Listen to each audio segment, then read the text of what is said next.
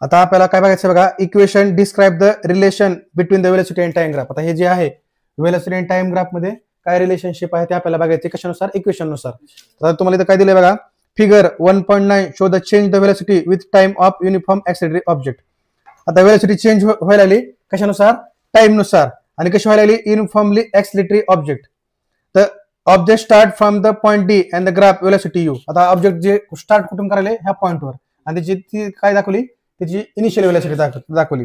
त्याच्यानंतर पुन्हा velocity keep change after time. आता वेलोसिटी टाइम नुसार काय व्हायला लागली, इन्क्रीज व्हायला लागली. आणि ते कुठपर्यंत व्हायला लागली, ग्राफ बी पर्यंत, इथपर्यंत. पॉइंट बी किंवा ग्राफ बी पर्यंत म्हणा. आणि परत जर आपण असं केलं तर ते आपली काय असणार आहे, फायनल वेलोसिटी व्ही असणार आहे. आणि परत विचारायचं तुम्हाला, आता बघा त्या ऑब्जेक्टची, म्हणजे आता तुम्ही इथं ह्या ठिकाणी आता ग्राफ आपला इथं चालू व्हायला होता, समजतंय. पण तेव्हा इथं इनिशियल वेलोसिटी दाखवली. तुम्ही आता इथं सपोज इथं थांबलात तुम्ही, तर इथं थांबल्यानुसार जर इथं बघितलं तर त्या ऑब्जेक्टचं काहीतरी ऍक्सेलरेशन असणार आहे, काहीतरी स्पीड असणार, वेलोसिटी असणार आहे. तर त्यामुळे इथं ही जी इनिशियल वेलोसिटी ते इथे घेतली मध्ये, समजतंय. आणि ते पॉईंट डी पासून चालू व्हायला लागली आणि त्याला आपण यू दिलंय. आता बघा इथं काय दिलंय, आता इथं आपल्याला यू म्हणजे कोण आहे, इनिशियल वेलोसिटी, व्ही म्हणजे फायनल वेलोसिटी, टी म्हणजे टाइम, आणि ए फॉर ऍक्सेलरेशन. आता बघा initial velocity of object you. आता हे जे यू जे आहे ते इनिशियल वेलोसिटी आपली, तर त्याला आपण काय दिलंय, ओडी. हे ओडी, समजतंय. त्याच्यानंतर फायनल वेलोसिटी ऑफ ऑब्जेक्ट काय, V is equal to OC. आता ही ओसी पूर्ण, समजतंय. तर हे माझी फायनल वेलोसिटी. आणि टाइम जो टी आहे ते टी ओई म्हणजे काय आपला टाइम टी ही दाखवला इथं. आणि त्याच्यानंतर acceleration is equal to change velocity upon time. आता जो ऍक्सेलरेशनचा फॉर्म्युला आपला, वेलोसिटी चेंज झाली टाइम नुसार. त्याच्यानंतर आता फायनल वेलोसिटी मायनस इनिशियल. आता final velocity minus initial velocity आपल्याला करायची, आणि अपॉन टाइम. आता फायनल वेलोसिटी म्हणजे आता इज इक्वल टू, आता फायनल वेलोसिटी म्हणजे काय, ओसी. आणि इनिशियल वेलोसिटी म्हणजे काय, ओडी. हे ओडी इनिशियल वेलोसिटी आणि ओसी हे फायनल वेलोसिटी, आणि आपण टी. तर इथं टी घेतला आपण. आता ओसी मधनं ओडी मायनस केलं तर आपल्याला काय भेटेल, सीडी भेटेल. म्हणजे आता ओसी मधनं आपण जर ओडी मायनस केलं तर आपल्याला राहिलं कोण आहे, सीडी. तर ह्या ठिकाणी सीडी घेतलंय अपॉन टी. आता इथंच आपल्याला उत्तर भेटतंय कसं बघा, हे जर टी इकडे पाठवलं तर काय होईल, एटी झालं, समजतंय. आणि हे यू जर इकडे गेलं तर प्लस मध्ये गेलं, समजतंय. तर इथंच आपल्याला फॉर्म्युला आपल्याला भेटला, समजतंय. V is equal to U T plus AT. पण आपल्याला ग्राफ नुसार करायला लावलंय.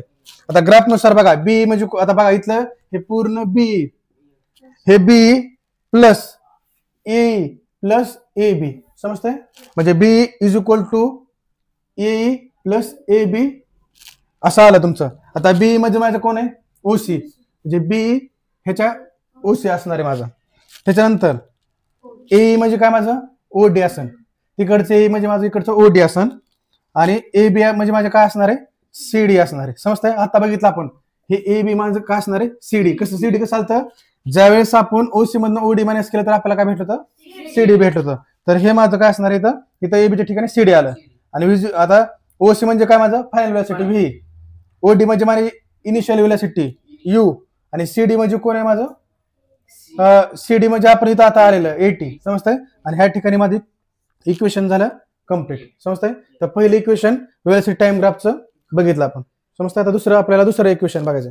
दुसरं जे इक्वेशन आहे ते काय आहे, डिस्प्लेसमेंट अँड टाइमचं, समजतंय.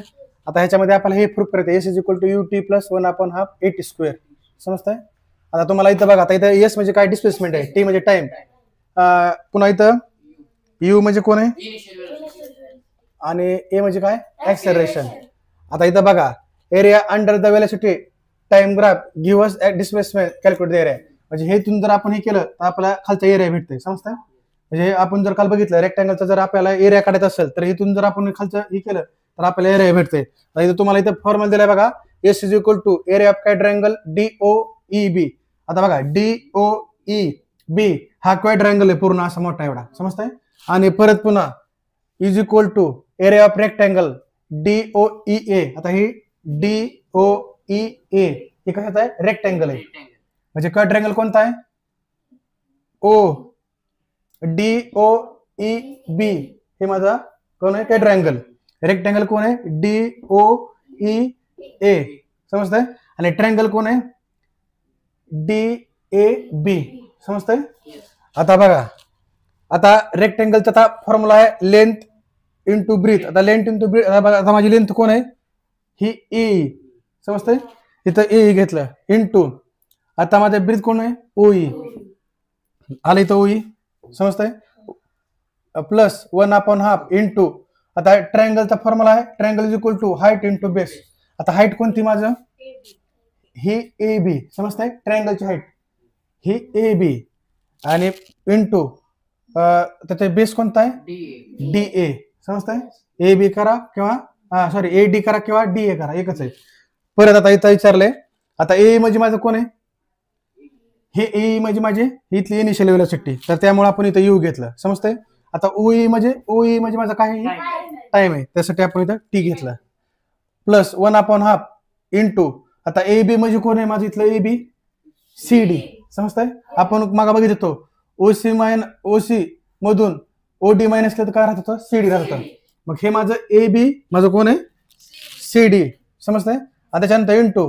डी ए आता ही डी ए हे कोण आहे माझं ओई समजतंय आता यू इंटू टी केलं तर काय येणार आहे यू टी प्लस 1/2 आहे तसं घेतलं इंटू आता सीडीच्या ठिकाणी आपण एटी घेतले काय एटी घेतलंय पहिल्या इक्वेशन मध्ये आपण बघितलं का इज इक्वल टू सीडी आपण टी आलतं तर त्या ठिकाणी आपल्याला सीडीच्या ठिकाणी आपण एटी घेतलं इंटू ओईच्या ठिकाणी आपण काय घेणार आहे ओई म्हणजे काय टाइम त्यामुळे ते टी घेतलं समजतंय आता पुढे आलं S is equal to displacement is equal to U T plus 1/2 आता ही टी आणि ही टी म्हणजे स्क्वेअर झालं एटी स्क्वेअर आलं तर हे दुसरे इक्वेशन सुद्धा आपलं इथं काय झालं सॉल्व्ह झालं म्हणजे इथं काय होता the let suppose that object uniform acceleration आहे म्हणजे एखादा ऑब्जेक्ट जे आहे ते युनिफॉर्म ऍक्सेलरेशन ए नुसार जायला लागले दॅट कव्हर द डिस्टन्स त्यांनी किती डिस्टन्स कव्हर केले यस डिस्टन्स त्यांनी कव्हर केले समजतंय का यस म्हणजे कोण आहे डिस्प्लेसमेंट आहे आणि टाइम नुसार विदिन द टाइम त्यांनी काहीतरी डिस्टन्स त्यांनी कव्हर केले ते कशाने दाखवलंय आपण